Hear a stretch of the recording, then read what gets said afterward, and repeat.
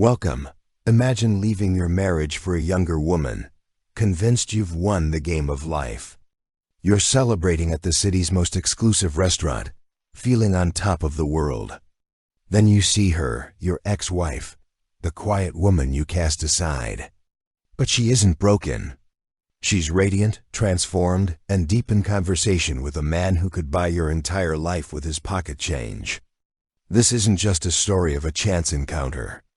It's a gut-punching tale of ego, regret, and the terrifying moment a man realizes he didn't just lose his wife. He lost himself. The restaurant Ethler's was a cathedral of hushed confidence. It didn't shout its wealth. It whispered it in the heavy drape of the velvet curtains, the reverent spacing between tables, and the way the candle light caught in the deep polish of the mahogany bar. It was the kind of place Mark Dawson brought women he wanted to impress. Tonight, that woman was Jessica Hayes. She was radiant, her blonde hair catching the light like spun gold, her laughter a carefully calibrated melody designed to enchant. She squeezed his hand across the starched white linen. "It's perfect, Mark. Absolutely perfect." Mark felt a familiar surge of pride. This was his world now. Sleek, modern, and appreciative. Jessica was the living embodiment of his new life, a life unburdened by the comfortable, predictable weight of his 15-year marriage to Eleanor. He had traded worn-in slippers for stilettos, quiet evenings for glittering nights, gentle acceptance for hungry ambition. He'd chosen excitement, and Jessica was nothing if not exciting. "Only the best for you," he murmured, lifting his wine glass in a toast. The sommelier had recommended a 2012 Bordeaux, and its rich, complex notes were a perfect complement to his feeling of absolute victory. He had successfully navigated the messy, painful divorce and had come out on top. His business was thriving. His new partner was a decade younger than his ex-wife, and he felt a vitality he hadn't in years. It was as he was taking a self-satisfied sip of wine that his gaze drifted across the room, and then his world tilted on its axis, sitting at a secluded corner table, bathed in a soft pool of light that seemed to grant her an almost ethereal glow, was Eleanor. His Eleanor? No, he corrected himself instantly. A sharp, bitter jab. Not his Eleanor. Not anymore. But it was her. He would know the gentle curve of her neck anywhere, the way she tilted her head when she was listening intently. She was wearing a simple, elegant dress of deep sapphire blue that he'd never seen before. It clung to her in a way that was both modest and arrestingly beautiful. Her brown hair, which she used to pull back in a practical, often messy bun, was styled in soft waves that framed a face he barely recognized. The exhaustion that had settled into her features during their last year together was gone. The faint lines of worry around her eyes had vanished. She looked serene, peaceful, and she was not alone. The man sitting opposite her commanded the space without effort. He wasn't boyishly handsome or flashy. He was something far more formidable. He had silvering hair at the temples, a face that spoke of shrewd intelligence and quiet authority, and he wore a bespoke suit with the casual air of a man for whom such luxury was merely wallpaper. He leaned forward, his attention entirely on Eleanor, a small, genuine smile playing on his lips as she spoke. There was an intimacy in the way they shared the space, a comfortable silence that spoke volumes more than any loud laughter could. Mark's heart began to pound a heavy, painful rhythm against his ribs. The Bordeaux suddenly tasted like ash. "Mark, what is it?" Jessica's voice, usually a welcome sound, was a sharp intrusion. "You look like you've seen a ghost." He couldn't tear his eyes away. "It's Eleanor," he said, his own voice sounding distant and hollow. Jessica followed his gaze, her perfectly sculpted eyebrows knitting together. Her initial curiosity quickly curdled into a familiar possessive annoyance. Oh, her. She took in the scene, the dress, the restaurant, the man. A flicker of something sharp and insecure crossed her face before she masked it. "Well, she cleans up nice." "Who's the old guy?" "I don't know," Mark breathed.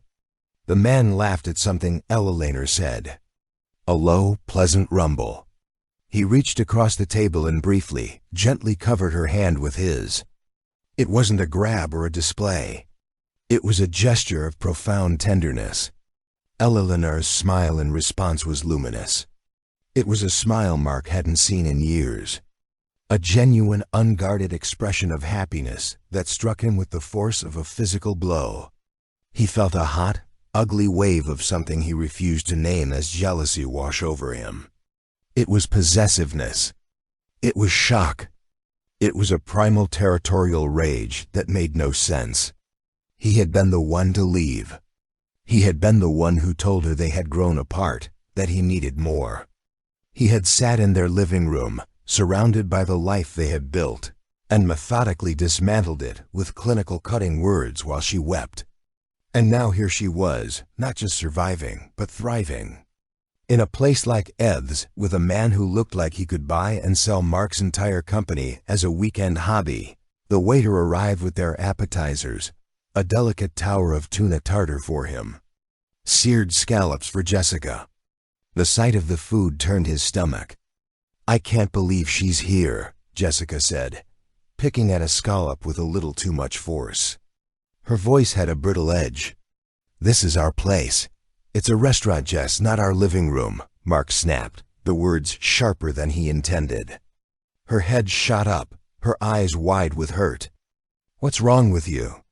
It's just your ex-wife. You're the one who wanted the divorce, remember? You should be happy for her. But her tone implied he should be anything but. She wanted him to see Eleanor and feel validated in his choice, to see a woman diminished by his absence. The woman across the room was the opposite of diminished. She was radiant. Mark couldn't answer. He was trapped in a vortex of memory and regret. He remembered Eleanor in her gardening clothes, smudged with dirt, her face lit with simple joy over a new rose bush. He remembered her crying over a burnt dinner she'd tried so hard to make perfect for his birthday. He remembered the way she'd looked at him with a trust so absolute it had eventually felt like a burden. He had thrown all that away for this, for the thrill of the new, the ego boost of a younger woman. And for a moment, sitting in the opulent restaurant that was supposed to be a monument to his success, he felt a terrifying sinking feeling. The feeling that he had made the single greatest mistake of his life. The man with Eleanor signaled for the check. As he pulled out his wallet, Mark caught the glint of a watch, a Patek Philippe. It was subtle but unmistakable, a quiet statement of immense wealth. The man was Julian Croft, the tech billionaire, the philanthropist. Mark had read about him in Forbes. His net worth was a staggering, incomprehensible number. Mark felt physically ill. How did Eleanor, his quiet, unassuming Eleanor, end up sitting across from Julian Croft? The question echoed in the sudden cavernous emptiness that had opened up inside him. He watched as Croft helped Eleanor with her coat, his hand resting lightly on the small of her back. They moved toward the exit, their path taking them not far from Mark and Jessica's table. For a heart-hopping second, he thought Eleanor would see him. He both craved and dreaded it. He wanted her to see him, to see what she'd lost. But the man he was with, Jessica, suddenly felt cheap and performative. He wanted to hide. Her eyes swept the room. A polite, disinterested glance. They passed right over him. There was no flicker of recognition, no hint of a painful memory. It was as if he were just part of the furniture. A stranger. And then they were gone. The silence they left behind was deafening. Well, Jessica said, trying to sound breezy. That was awkward. But Mark wasn't listening. He was staring at the empty doorway. The ghost of Eleanor's happy smile burned into his vision. The victory he had felt just 20 minutes ago had evaporated, replaced by a cold, creeping dread. He hadn't just lost a wife. He had lost a world, and he was only just beginning to understand what had taken his place. The house on Maple Street had been their universe. It wasn't a mansion, but it was theirs. Purchased with a down payment Eleanor's parents had gifted them, and a mortgage that had felt like a mountain. For 15 years, its walls had absorbed the echoes of their life. The early days of struggling and laughing, the quiet grief of a miscarriage in their 5th year, the celebration when Mark's marketing firm finally turned a profit. Eleanor had been the architect of its soul. She had chosen the warm, buttery yellow for the kitchen walls. She had planted the climbing wisteria that now cascaded over the porch in a fragrant purple waterfall each spring. Her presence was in the worn copy of Pride and Prejudice on the knitstand, the scent of lavender from the soap she made by hand, the slightly lopsided ceramic mugs she'd made in a pottery class. For Eleanor, the marriage hadn't been failing. It had been settled. It had shifted from the frantic passion of youth to the deep, quiet river of companionship. She thought that was a beautiful thing, a sign of strength. She saw Mark's increasing late nights at the office and his growing distance as the price of his ambition, a phase they would navigate together as they had navigated everything else. The betrayal, when it came, was not a single dramatic explosion. It was death by 1,000 cuts. It started with a new scent on his shirts, a sharp floral perfume that wasn't hers. It was in the way he guarded his phone, angling it away from her on the couch. It was in the new gym membership, the expensive clothes, the sudden critical comments about her appearance. "Have you thought about doing something with your hair?" he'd asked one evening, his eyes scanning her with a detached, analytical coolness that made her feel like a piece of outdated furniture. Eleanor, bless her trusting heart, had tried. She'd booked a salon appointment.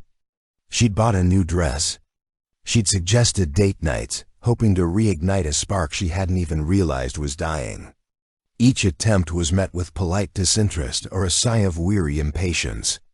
She was a problem to be managed, a project he no longer had any interest in. The name Jessica first appeared on a credit card statement, a charge for a ridiculously expensive lingerie store. When Eleanor had confronted him, her hands trembling, he had deployed the gaslighter's master stroke. "It was a gift for you, Elle," he'd said, his voice smooth and placating. "A surprise. You've ruined it now." He made her feel foolish, suspicious, and paranoid. She had actually apologized. The final confrontation happened on a Tuesday. It was raining, a miserable gray drizzle that matched the color of her world. He came home early, which was rare, and his face was set like stone. He didn't sit in his usual armchair. He stood by the fireplace, a stranger in their shared living room. "Eleanor, we need to talk," he began, and she knew. In that instant, she knew it was over. The words he used were cruel in their clinical detachment. "I'm not happy. I feel suffocated. We've grown into different people. I need something more." He never once said, "I'm having an affair." He framed it as a mutual failure, a sad, inevitable drifting apart.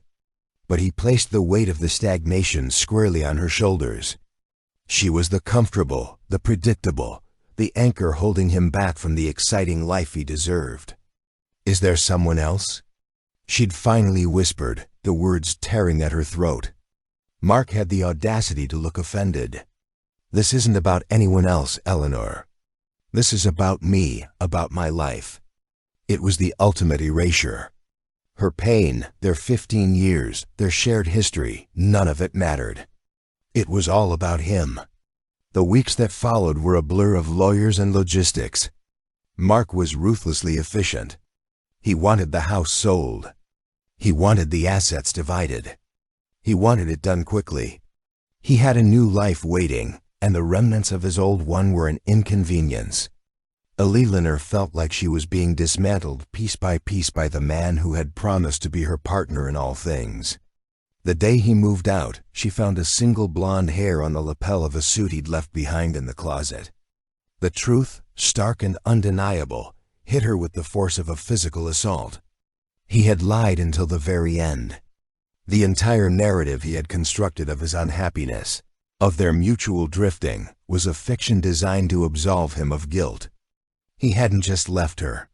He had cheated, lied, and betrayed her in the most fundamental way possible. After the divorce was finalized and the house was sold, Eleanor found herself adrift. She moved into a small, sterile apartment that smelled of fresh paint and loneliness. Her identity had been so entwined with Mark's, with their home, with the life she thought they were building, that she no longer knew who she was without it.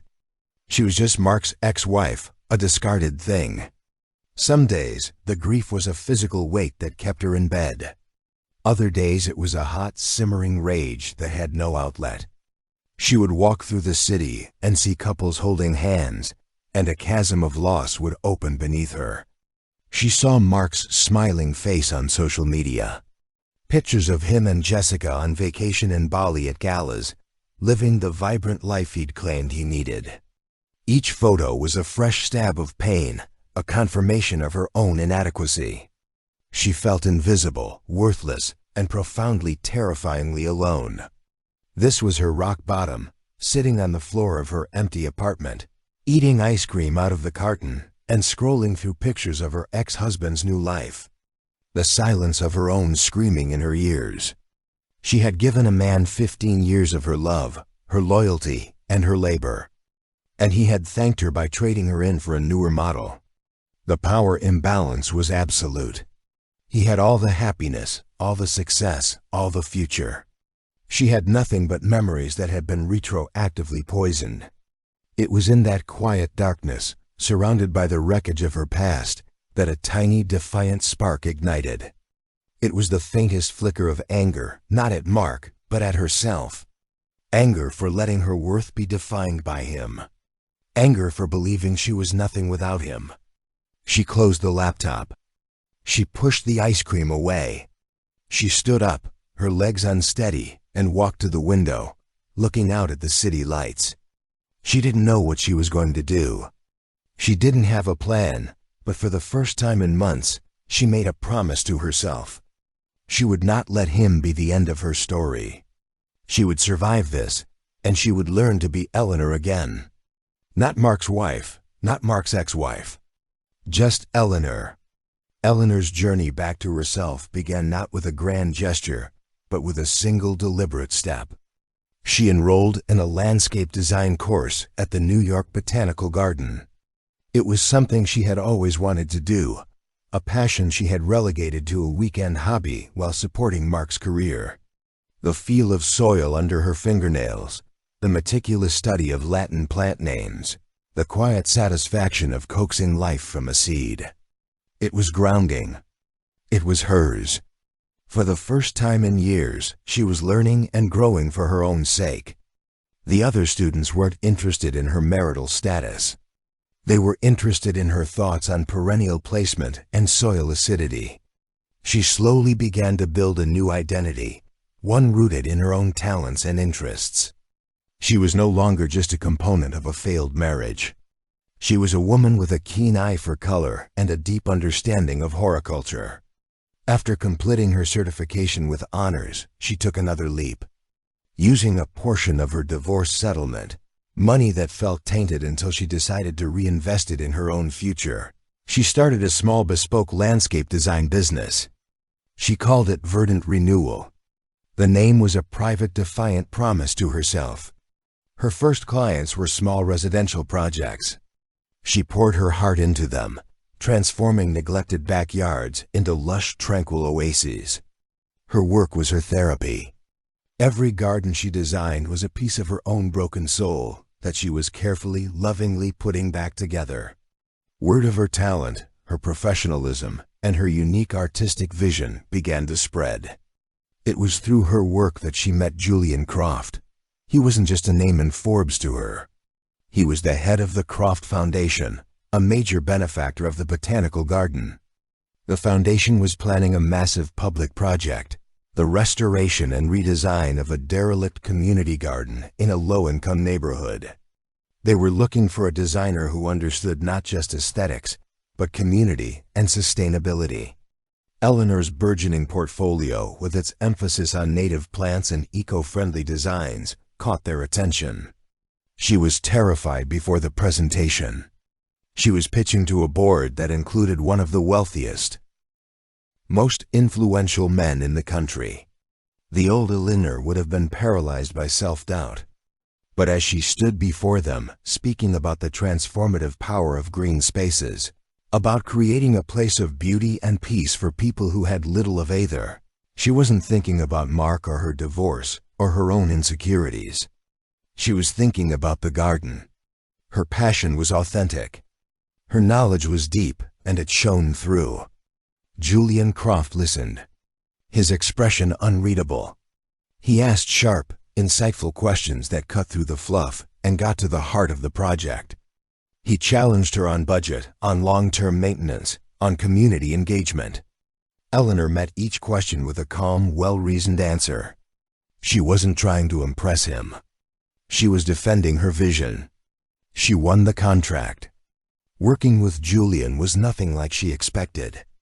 She had anticipated a distant hands-off billionaire who would sign checks and expect results. Instead, he was deeply personally involved. He would show up to the site in jeans and a worn baseball cap, asking about the soil composition or the choice of a particular shrub. He wasn't a dilettante. He was a genuine lifelong amateur botanist.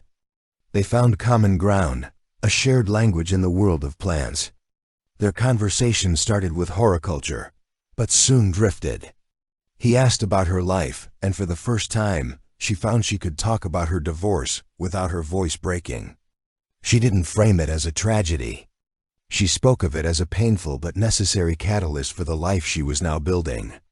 She discovered that Julian, for all his immense wealth and power, was a man marked by a quiet loneliness.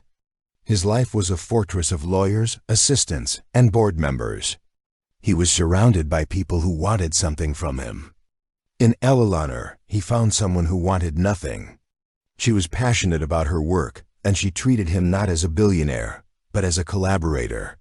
He was drawn to her resilience, her quiet strength, and her complete lack of artifice.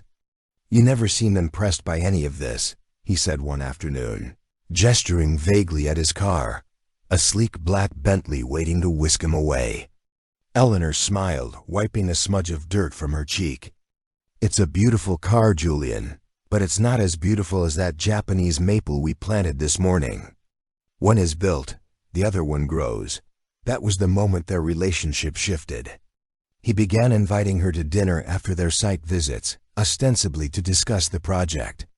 But the talk would inevitably turn more personal. He spoke of his own failed marriage years ago to a woman who had only ever loved his status. He spoke of the isolation that came with his success. He saw her not as a victim, not as a project, but as an equal. The power imbalance that defined his world and that had crushed her in her old one simply didn't exist between them. They were just two people who found solace in each other's company. When he asked her to dinner at Ether's, she hesitated. It was the kind of place Mark would have loved. The kind of place that represented everything she thought she'd lost. But Julian wasn't Mark, and she wasn't the woman she used to be. "I'd love to," she said, and she meant it, putting on the sapphire dress that night. She hadn't felt like she was putting on a costume. She felt like herself. The woman who had built a business from scratch. The woman who could command a boardroom with her quiet expertise. The woman who was creating something beautiful and lasting for a community. When Julian took her hand across the table, it wasn't a gesture of possession. It was a gesture of connection. She felt seen, valued, and respected for exactly who she was. She had no idea her ex-husband was sitting across the room watching his own carefully constructed world crumble. She didn't see him because she was no longer looking for him. Her gaze was fixed forward on the promising verdant future she was planting for herself. The days following the dinner at Eldred's were a slow-motion car crash for Mark. He went through the motions of his life, but his mind was elsewhere, trapped in a continuous loop of that single searing image. Eleanor, radiant and smiling, her hand held by a billionaire. His sleek minimalist apartment, once a source of pride, now felt cold and sterile. The sharp lines and monochrome palette seemed to mock him, a testament to a life that valued surface over substance. Jessica's constant chatter, which he used to find lively, now grated on his nerves. Her conversations revolved around social events, luxury purchases, and the lives of people he didn't care about. It was a shallow stream, and he was drowning in it. "I was thinking we should go to the Hamptons this weekend," she said a few days after the restaurant incident, scrolling through her phone. "The Pollocks are having their annual white party." Mark stared blankly at the television, not registering the show that was on. "I'm not in the mood for a party." Jessica looked up, her frustration palpable. "You're not in the mood for anything lately. Are you still thinking about her?" The way she said her was laced with venom. "It's not about her," he lied, the denial tasting like cardboard. "I'm just stressed with work." But it was all about her. He found himself engaging in a form of digital self-flagellation. He Googled Ellen Irvins. To his surprise, a professional website popped up. Verdant Renewal. He clicked on it, his heart hammering. The site was beautiful, elegant, clean, and filled with stunning photographs of her work. There were sun-dappled patios, vibrant flower beds, and serene, zen-like rock gardens. He read the About page, his stomach twisting with every word. It detailed her certification from the Botanical Garden, her philosophy of sustainable design, her passion for creating personal sanctuaries. This was a fully formed, successful professional. This wasn't the hobbyist wife he remembered. Then he saw the In the News section. There was a link to an article in a prestigious architecture magazine about the Croft Foundation's new community garden project. He clicked it, and there it was, a picture of Eleanor standing beside Julian Croft, both of them holding silver shovels at a groundbreaking ceremony. The headline read, "Billionaire philanthropist and designer Eleanor Vance team up to bring green space to the Bronx." Designer, Eleanor Vance. The name echoed in his head. She hadn't just taken back her maiden name. She had built a new name for herself, one associated with talent and prestige. He fell down a rabbit hole. He read every article he could find about Julian Croft, his tech empire, his staggering philanthropy, his reputation as one of the most brilliant and private minds of his generation. The man was a titan, operating on a level Mark could barely comprehend, and he was looking at Eleanor with an expression of open admiration. The jealousy that had sparked in the restaurant now ignited into a raging inferno. It was an irrational primal anger. How dare she? How dare she be happy without him? How dare she find someone better? His entire sense of self had been predicated on the idea that he was the one who had upgraded. He had left the quiet domestic life for a world of excitement and status. But the man with Eleanor wasn't just a status symbol. He represented a different galaxy of success. Mark felt like a man who had proudly traded in his reliable family car for a flashy sports car, only to see his ex-wife pull up in a private jet. His work began to suffer. He was distracted in meetings, his mind drifting back to that photo to the named designer Eleanor Vance. He snapped at his employees. He missed a crucial deadline on a major account. His relationship with Jessica began to fracture under the strain. She saw the change in him, the dark, obsessive cloud that had settled over him, and her insecurity manifested as anger. "I don't get it," she exploded one night after he'd spent another evening silently scrolling through his phone. "She's your frumpy ex-wife. Who cares if she landed some rich old guy? He's probably just using her.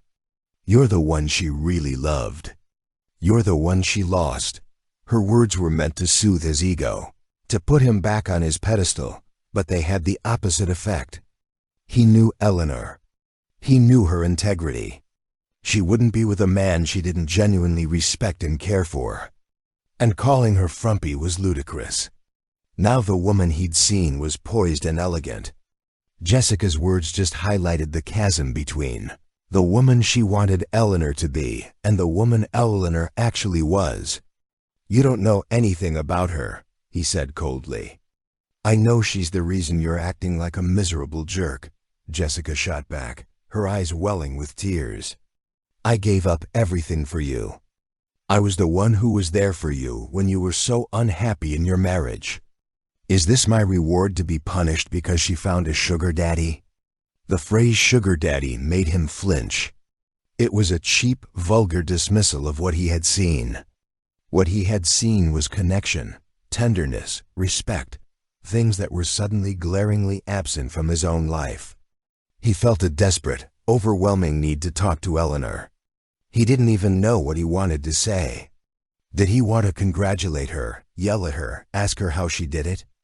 Or did he just want to hear her voice and see if he could still find a trace of the woman he had known, the woman who had once looked at him as if he were the center of the universe? He found the number for Verdant Renewal on her website. He stared at it for a long time, his thumb hovering over the call button. His heart was pounding. This was a terrible idea. It was intrusive. It was selfish. He pressed the button. It rang twice and then a cool professional voice answered. Verdant Renewal. This is Eleanor speaking. His breath caught in his throat. He had expected a receptionist. He had a whole speech prepared for a gatekeeper, but it was her. Her voice was the same yet different, calmer, more confident. The slight hesitation he remembered was gone. Eleanor, he managed to say, his own voice sounding weak and unfamiliar. There was a pause on the other end of the line. A silence so profound he could feel the years of their history rushing into the void. Mark, she said. It wasn't a question. It was a statement, a flat, calm acknowledgement. And in that single word, he heard the vast, unbridgeable distance that now lay between them. How did you get this number? Eleanor's voice was perfectly level, betraying no emotion. It was the voice she used with contractors who were behind schedule, polite but firm, with an undercurrent of steel. It was on your website, Mark stammered, feeling wrong-footed. For your business Verdant Renewal. It looks very successful. Congratulations. The words felt clumsy and inadequate. Thank you, she said. The silence stretched again, taut and uncomfortable. She wasn't going to help him. She wasn't going to fill the void with polite chatter as the old Eleanor would have done. She was waiting for him to state his purpose. I saw you. He finally pushed out the other night at Ethers. I see. She said just 2 words, but they carried a world of meaning. I see that you were there. I see that you saw me. And I see that it affected you enough to make you call me. You looked happy, he said, and the admission felt like swallowing glass this time. Her response was softer with the barest hint of something that might have been surprise or perhaps pity. I am Mark. The simple, unadorned truth of it was more devastating than any accusation she could have leveled at him. He had been expecting anger or bitterness or even a gloating satisfaction. He had been prepared for a fight. He was not prepared for her peace with him. The question was out before he could stop it, laced with an ugly possessiveness he couldn't hide. With Julian Croft, my personal life is no longer a subject for your commentary, she replied, the steel returning to her voice. Why are you calling Mark? What do you want? What did he want? He scrambled for a reason. A justification that didn't sound as pathetic and needy as he felt. I was worried, he lied. Seeing you with a guy like that, a man with that kind of power, I just wanted to make sure you were okay. A short, dry laugh came down the line. It was a sound he had never heard from her before. It was completely devoid of mirth. Worried? You're worried about me. Mark, the last time you were worried about me was when you were worried I wouldn't sign the divorce papers fast enough. Let's not pretend this call is about my welfare. Her directness was disarming. The old Eleanor would have tiptoed around the conflict, trying to soothe his ego even as he was hurting her. This Eleanor held up a mirror, and the reflection was not flattering. That's not fair, he protested weakly. Fair, she shot back. And now, for the first time, A flicker of the old pain honed to a sharp point entered her voice. Fair was you telling me our marriage was failing because I'd gotten too comfortable when you were sleeping with your 25-year-old assistant. Fair was you telling me it wasn't about anyone else while her perfume was on your suits. Fair was you making me feel like I was the one who had failed so you could sleep at night. Don't you ever talk to me about what's fair. Every word was a perfectly aimed dart, striking at the heart of his self-delusion. He had no defense. It was all true. I'm sorry, Elle, he whispered, the apology feeling hollow even to his own ears. I know I handled things badly. Handled things badly? She repeated, her voice incredulous. You didn't handle things badly, Mark. You systematically dismantled my sense of self-worth for your own convenience. You didn't just leave a marriage. You tried to burn the whole damn house down with me inside it. The only thing you miscalculated was my ability to find my own way out of the ashes. He was silent, stunned by the force of her words. This was the conversation they should have had 2 years ago, but he hadn't allowed it. He had controlled the narrative, and she had been too broken to fight back. The woman you think you're calling doesn't exist anymore, she continued, her voice softening again, the anger receding into a weary resolve. You destroyed her. And I spent the better part of a year grieving for her. But then I realized something. You didn't destroy me. You just destroyed the version of me that was designed to accommodate you. The version of me that put your ambitions before my own, that measured my happiness by the degree of your contentment. And I have to be honest, Mark, I don't miss her very much. A car horn blared in the background on his end. He was sitting in his parked BMW, the engine off, the plush leather interior feeling like a cage. I never knew you wanted to be a landscape designer, he said quietly. It was a stupid thing to say, but it was the only thing he could think of. You never asked, she replied simply. I am happy now, Mark. Genuinely, and my happiness has absolutely nothing to do with Julian's money or his status. It has to do with me. It has to do with the fact that I get to wake up every morning in a life that I built on my own terms. Julian is a part of that life because he sees me the person I am now, not the ghost of who I used to be. He respects my work. He champions my independence. He doesn't try to diminish me to make himself feel bigger. The unspoken accusation hung in the air between them. Like you did. I have to go, she said, her voice gentle again. I have a client meeting. Please don't call this number again, Mark. There's nothing left for us to say. I truly hope you find what you're looking for. Goodbye. And with that, she hung up. Mark sat in the silence of his car, the phone still pressed to his ear. He felt as though he had been stripped bare. Every lie he had told himself, every carefully constructed justification, torn away. She hadn't screamed or cried. She had simply told him the truth with a calm, unshakable dignity that was more powerful than any emotional outburst could have been. He had thought he was the one who had escaped a dying world for a better one. But in that moment, listening to the dead air on the line, he realized he was the one who was trapped. Trapped in a shallow life with a woman he didn't respect. Haunted by the memory of a woman he had never truly known. A woman who had rebuilt her world without him, and in doing so, had become more magnificent than he could have ever imagined. The power imbalance had been flipped so completely it made him dizzy. He was the one looking up from the bottom, and she was soaring. The phone call with Eleanor was a seismic event that sent shock waves through every corner of Mark's life. His carefully curated world began to crack. The first and most obvious fracture was his relationship with Jessica. She had been waiting for him when he got home. Her arms crossed, her face a mask of impatient fury. Where have you been? And who were you talking to for an hour in your car? Was it her? You called her, didn't you? The old Mark would have lied, placated, and smoothed things over. The new shattered Mark didn't have the energy. Yes, I called her, he said, walking past her into the kitchen and pulling a bottle of scotch from the cabinet.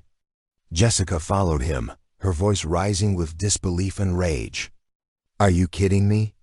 After everything I said? What is wrong with you, Mark? What are you trying to do? Get her back?" He poured a generous amount of liquor into a glass, the amber liquid sloshing over the rim. "I don't know what I'm doing." "Well, you'd better figure it out," she shrieked. "Because I am not going to sit around and be your second choice while you have some kind of midlife crisis over your boring ex-wife who struck gold." The word boring struck a nerve. "She's not boring," he said, his voice low and dangerous. "She's a successful business owner. She's rebuilding a garden in the Bronx. She's impressive." Jessica stared at him, her mouth agape. The look on her face was one of utter betrayal. He was defending Eleanor. To her, it was a violation of the unspoken pact they'd made. The fact that Eleanor was the past, the mistake, the lesser woman. "Impressive," she finally sputtered. "She plants flowers for a living, Mark. You run a multi-million-dollar marketing firm, and I'm the one who helped you get your biggest clients. I'm the one who networks for you, who makes you look good. What does she do?" He looked at Jessica, then really looked at her, and saw her with a terrifying clarity. He saw her ambition, which he had once found exciting for what it was, a desperate, grasping need for external validation. Her identity was tied to the men she was with, the parties she attended, the brands she wore. She was a reflection, not a source of light. He had accused Eleanor of being a comfortable anchor, but he realized now that Jessica was the true anchor, weighing him down in a sea of superficiality. He had chosen this. He had mistaken her glitter for gold. "I need some space, Jess," he said, the words feeling both impossible and inevitable. "Space?" She laughed. A high, hysterical sound. "You want space? Fine, have all the space you want, but when you come crawling back, don't be surprised if I'm not here." She stormed into the bedroom, and he heard drawers being slammed shut. Meanwhile, in a world away, Julian Croft was having a very different kind of conversation. He and Eleanor were walking through the half-finished community garden. The sun was setting, casting long shadows across the newly laid paths and freshly turned earth. "You seem quiet tonight," Julian observed, his tone gentle. "Everything all right?" Eleanor hesitated, then decided on the truth. It was the foundation of their relationship after all. "My ex-husband called me today." Julian stopped walking, turning to face her.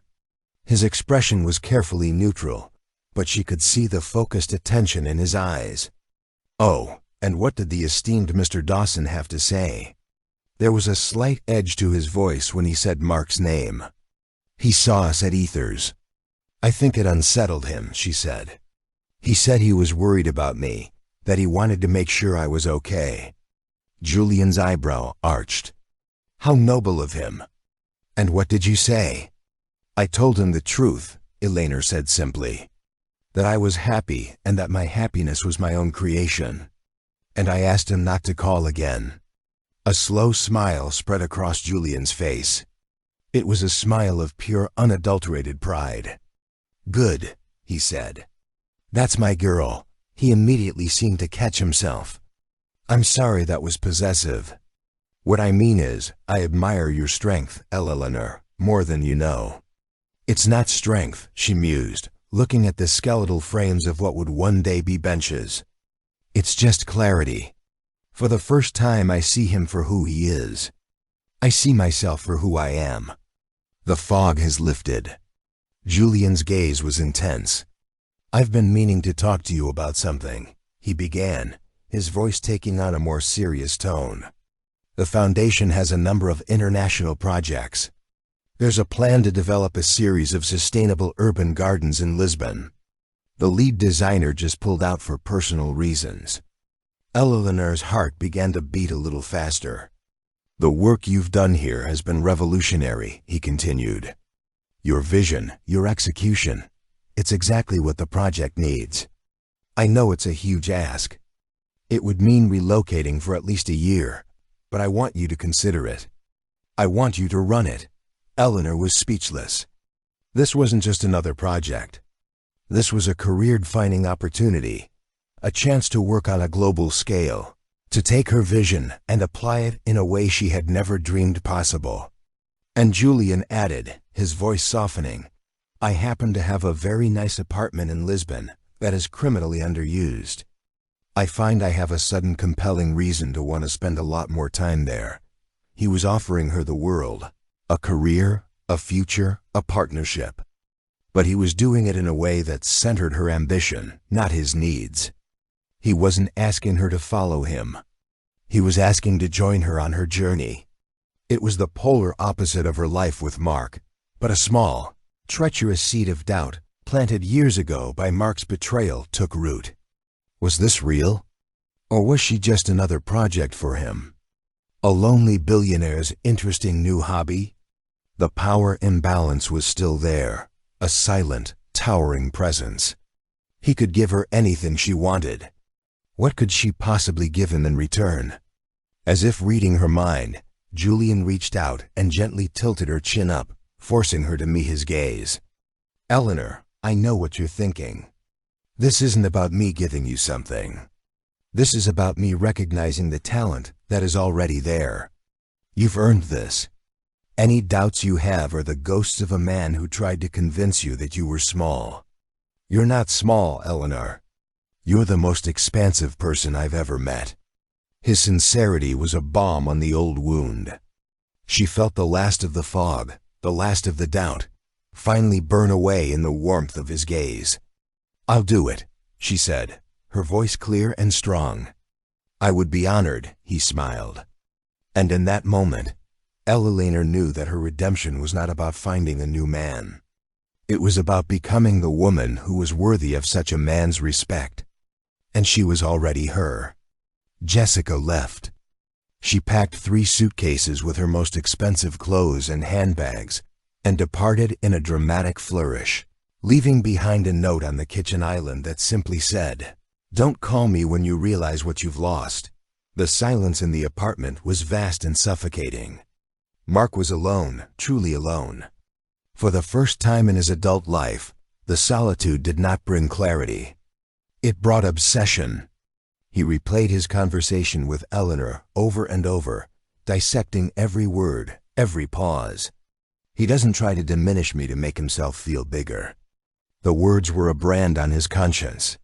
He had done that. He had kept her small because her smallness had made him feel large. In his panicked, desperate state, a terrible idea began to form.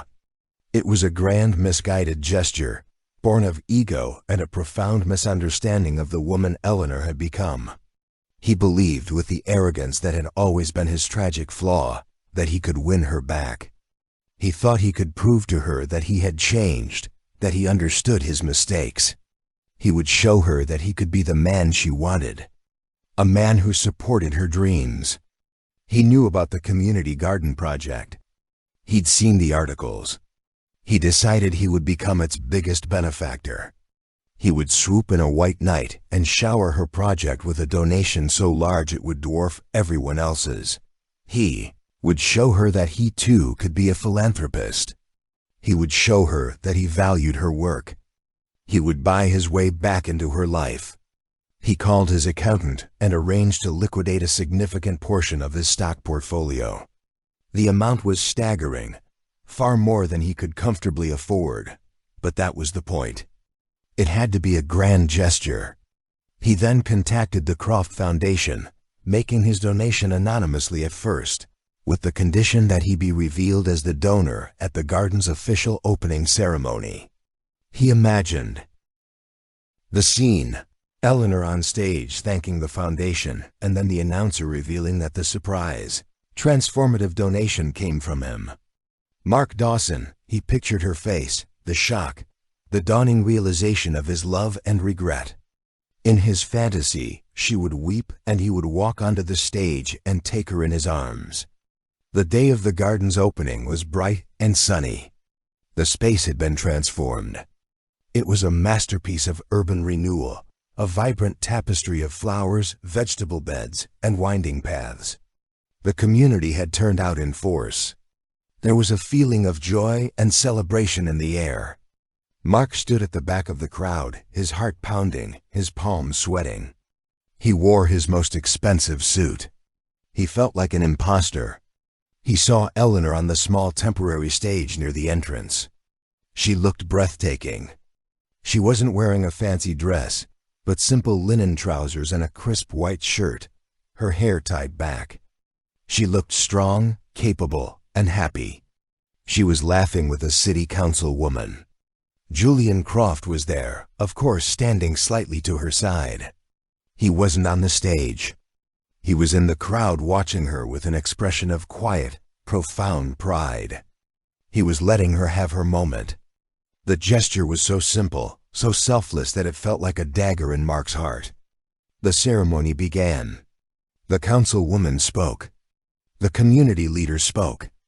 And then it was Eleanor's turn. She stepped up to the microphone and a hush fell over the crowd. She didn't give a stuffy formal speech. She spoke from the heart. She talked about the power of a seed, the importance of having a place to breathe in a city of concrete. She thanked the community for their work, the volunteers for their time. Her voice was filled with a passion that was captivating. Mark felt a lump form in his throat. This was the woman he had called comfortable. Finally, the moment he was waiting for arrived. The director of the Croft Foundation stepped up to the podium. And now, the director said, "We have one final very special acknowledgement. This project was made possible by many generous donors, but we received a last-minute anonymous contribution that was so significant it will allow us to fund this garden's maintenance and programming for the next 10 years. The donor wished to be revealed today. We are incredibly grateful to Mr. Mark Dawson." A polite, scattered applause rippled through the crowd. Mark's name meant nothing to most of them. He stepped forward as planned, a tight, practiced smile on his face. He walked toward the stage. He looked directly at Eleanor.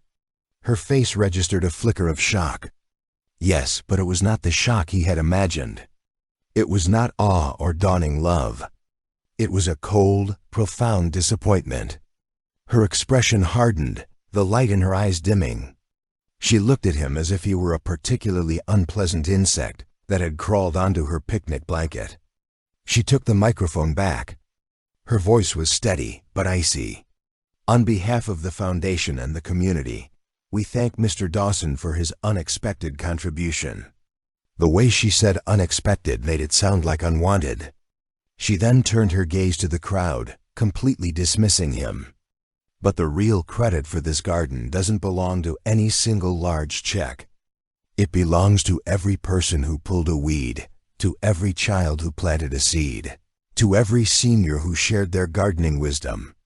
This is your garden. The crowd erupted in thunderous, genuine applause. Mark stood frozen on the side of the stage. He was invisible.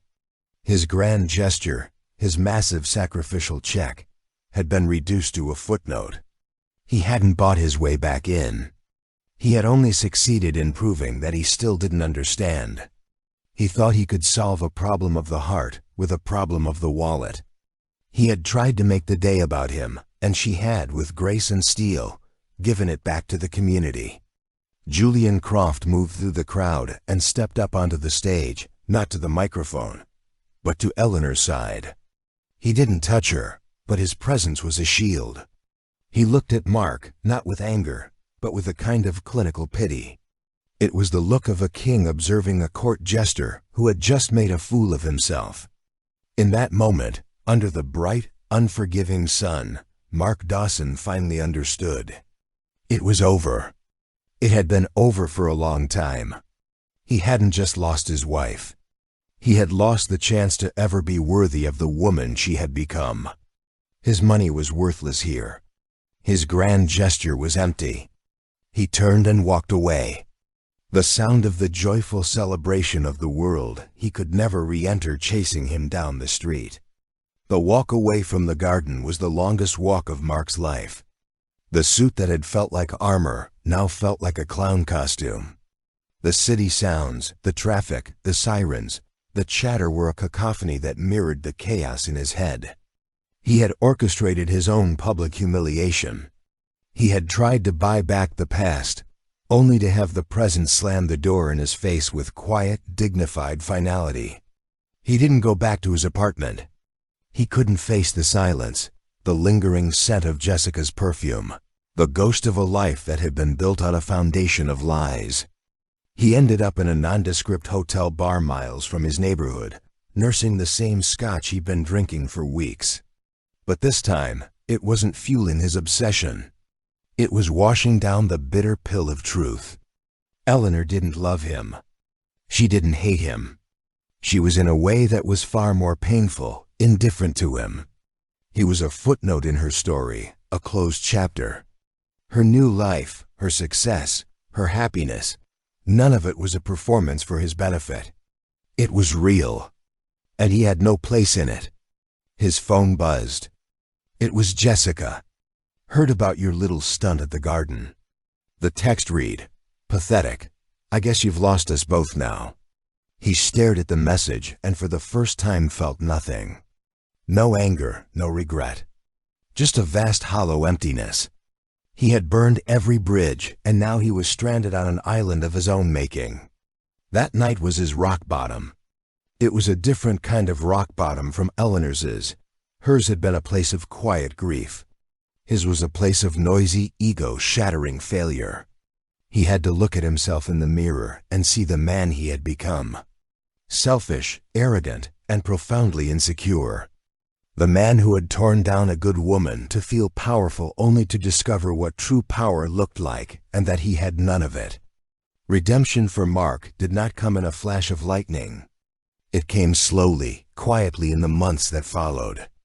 It began with selling his cold, minimalist apartment. He sold his flashy sports car. He resigned from 2 of the exclusive social clubs Jessica had insisted they join. He began to systematically dismantle the life he had built to impress other people. He didn't try to contact Eleanor again. He finally understood that the greatest gift he could give her was his absence. Instead, he channeled his energy into the one thing he had left, his business. But his approach changed. He started listening more to his employees. He promoted a talented young woman in his company who had been consistently overlooked. He started a Pruno program offering his firm's marketing services to small nonprofit startups. He was trying in his own clumsy way to build something of substance rather than surface. He never remarried. He dated occasionally, but the relationships were different. He was no longer looking for a reflection of his own success. He was looking for a partner, and he knew he wasn't ready to be one. 2 years later, he was in an airport, waiting for a flight to a business conference when he saw a magazine at a newsstand. It was an international design journal. On the cover was a stunning photograph of a terrace garden overlooking the ocean with the headline, "The Lisbon Miracle, How Eleanor Vance is Redefining Urban Green Space." He picked it up. The article was a glowing profile of her work, her philosophy, her vision. There was a photo of her standing in the garden looking confident and serene. She was alone in the photo. There was no mention of Julian Croft in the entire article other than a brief credit to his foundation as the initial funding partner. The story was about her, her talent, her success. Mark bought the magazine. On the plane, he read the article from start to finish. He felt a pang, not of jealousy this time, but of a distant, bittersweet pride. He had not created this woman, but he had, through his own destructive actions, inadvertently set her free. He had been the catalyst for her magnificent transformation. He closed the magazine and looked out the window at the clouds below. He was not happy. Not in the triumphant way he had once defined the word, but he was at peace. He had accepted his loss. He had accepted his mistakes. He was living a quieter, smaller, more honest life. His redemption was not about winning her back. It was not about finding a new love. It was about finally painfully learning to live with himself. It was the quiet acceptance that his story was not a grand romance, but a cautionary tale. And in that acceptance he found a sliver of grace. He had lost the world he thought he wanted only to find the small solid ground of a life he might actually deserve. And so Mark's grand gesture became his greatest lesson. He learned that you can't buy back respect and you can't erase betrayal with a check. Eleanor's story teaches us that our deepest strength is often forged in our deepest pain. And that true value isn't found in who you're with, but in who you become. Her redemption wasn't finding a billionaire. It was finding herself.